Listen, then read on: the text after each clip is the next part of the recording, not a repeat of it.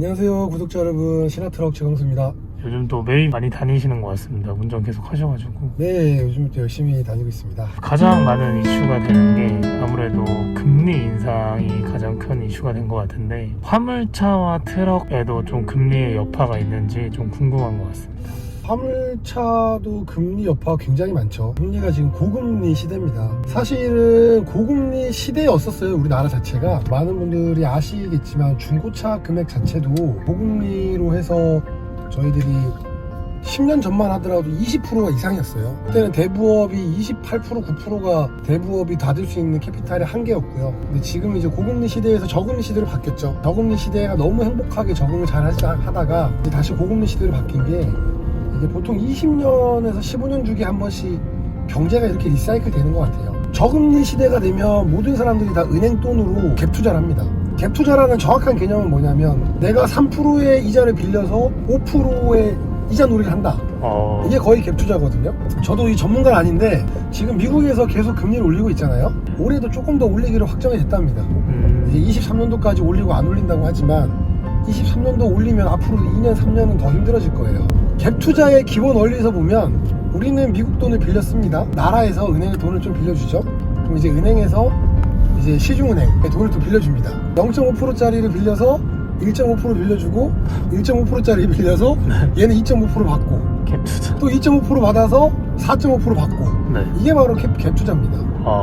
거의 모든 은행, 거의 모든 금융권 이런 갭 투자를 하게끔 돼 있어요. 그렇기 때문에 금리는 계속적으로 인상이 될 거고요. 금리가 인상에 따라서 화물차 굉장히 힘들죠. 지금 당장 이렇게 고금리 시대에도 차량을 사셔야 되는 분들은 딱 한 분인 것 같아요. 두 분류죠.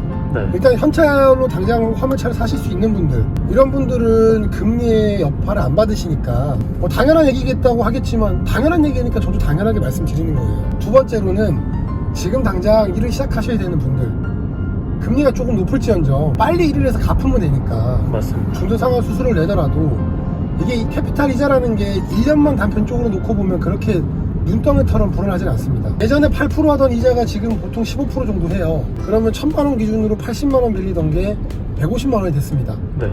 1년에 70만원 크지 않죠. 하지만 5년을 기준으로 가면은 이자만 하더라도 350만원을 더 내야 되는, 1000만원일 경우지만 이게 1억일 경우에는 이자만 3,500만원을 더 내야 됩니다. 이자가 3,500이라는 게 아니에요.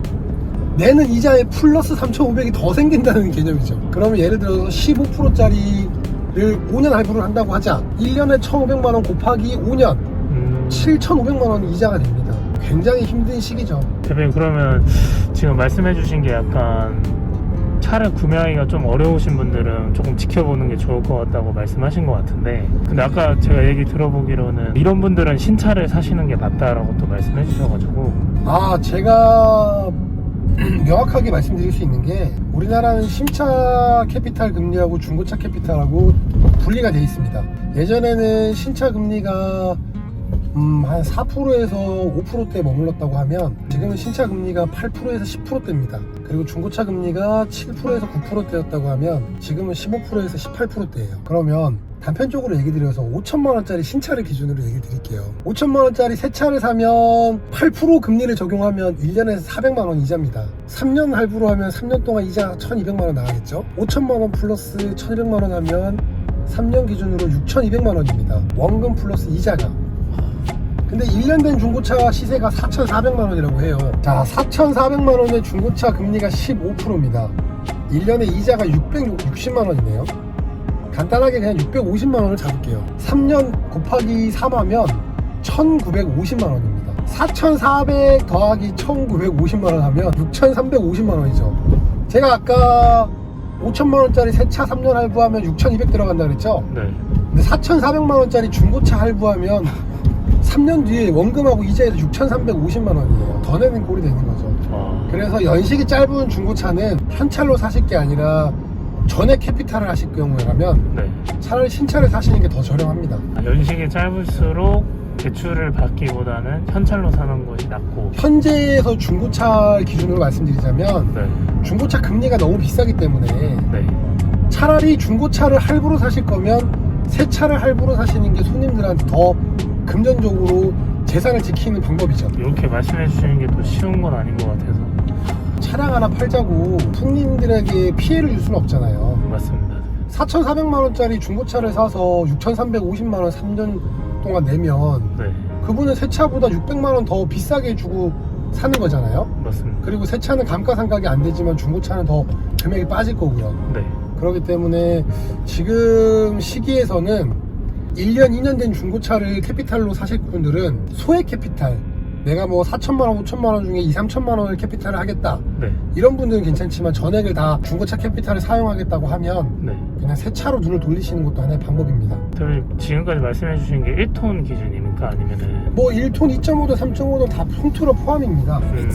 평균적으로? 네, 평균적으로 1년, 2년 된 중고차를 할부로 사실 계획이 있으시다면 네. 새 차를 사시는 게 더 좋다. 지금 현재 상황, 앞으로 2023년도 초반기, 중반기까지는 동일하게 적용이 될 것 같아요. 아, 네, 알겠습니다. 마지막으로 또 준비하시는 분들한테 또 응원의 한마디 해주시면 좋을 것 같습니다. 경기가 안 좋은 거는 계속 안 좋았던 게 사실이고요. 저희는 어차피 화물차 업을 하고 있기 때문에 화물차로만 말씀을 드리자면 아무리 경기가 안 좋아도 화물차는 돌아갑니다. 코로나 사태가 터지고 이후부터 이제 비대면 사업이 활성이 돼서 택배라든지 이런 구간이라든지 국상 운송에 대한 노선이 더 많아졌어요. 그리고 웬만한 것들은 다 이제 운송 시스템이 되어 있기 때문에 우리나라의 국상 운송은 더 활발해질 거라고 저는 예상을 하고요. 크게 무리하게 투자하지 않고 조금 더 눈을 낮추어야 되는 시점이라고 저는 생각을 합니다. 화물차 업계는 열심히 일을 하면 언제든지 수익을 창출하실 수 있기 때문에 화물차 업을 준비하시는 분들 희망 잃지 마시고 힘내시길 바라겠습니다. 네. 감사합니다.